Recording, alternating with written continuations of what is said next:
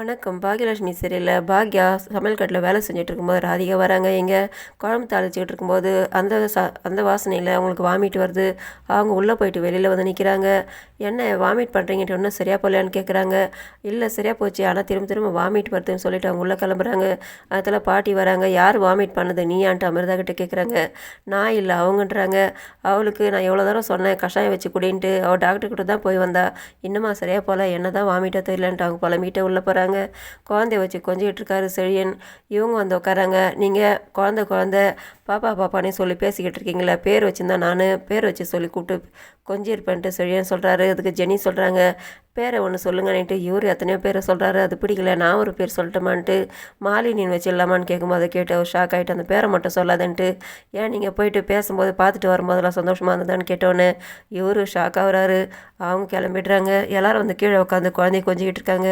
பாக்கியா வராங்க. எல்லோரும் குழந்தை கொஞ்சிட்டு இருக்கீங்க, குழந்தைக்கு ஒரு நல்ல பேர் வச்சிடலாமான்ட்டு. நாங்களும் அதை தான் பேசணுன்ட்டு செழியனும் ஜெனியும் சொல்கிறாங்க. சரி, யார் யார் என்ன பேர் வைக்கலான்ட்டு ஒவ்வொருத்தர் ஒரு பேர் சொல்லும்போது எதுவுமே செட் ஆகலை. பாட்டி சொல்கிறேன், நான் ஒரு பேர் ரெடி பண்ணி கண்டுபிடிச்சி வச்சுட்டு அதுக்கப்புறம் சொல்கிறேன், அந்த பேர் வச்சிடலாம், பெருசாக ஃபங்க்ஷன் கொண்டாடிடலான்ட்டு அவங்க சொல்கிறாங்க. அந்த நேரத்தில் பாக்யா, சரி நான் பழனிசாமி வீட்டுக்கு போயிட்டு நான் செஞ்சுருக்கேன் அவங்களுக்கு சாப்பாடு, அதை எடுத்துகிட்டு போய் கொடுத்துட்டு அதுக்கப்புறம் நான் ஹோட்டலுக்கு போகிறேன்ட்டு அவங்க பழனிசாமி வீட்டுக்கு கிளம்புறாங்க.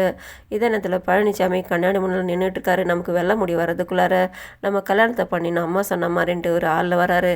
அவங்க அக்கா உட்காந்துக்கிட்டு இருக்காங்க. என்னோட பையனை கூட்டிகிட்டு போயிட்டு நீ பிஸ்னஸ் கற்றுக் கொடுப்பியானோ, நான் விட்டுடுவேண்ணா, நான் கற்றுக் கொடுக்குறக்கான்ட்டு அவர் சொல்லி பேசிக்கிட்டு இருக்காரு. இந்த இடத்துல பாக்யா வந்து உட்காராங்க. வாங்கன்ட்டு உட்கார வச்சுட்டு பழனிசாமி தடுமாற்றத்தோட பேசுகிறாரு பாக்யா கிட்ட. இவங்க முழிக்கிறாங்க. அவங்க அக்கா சிரிக்கிறாங்க. இதோட முடியுது. நன்றி, வணக்கம்.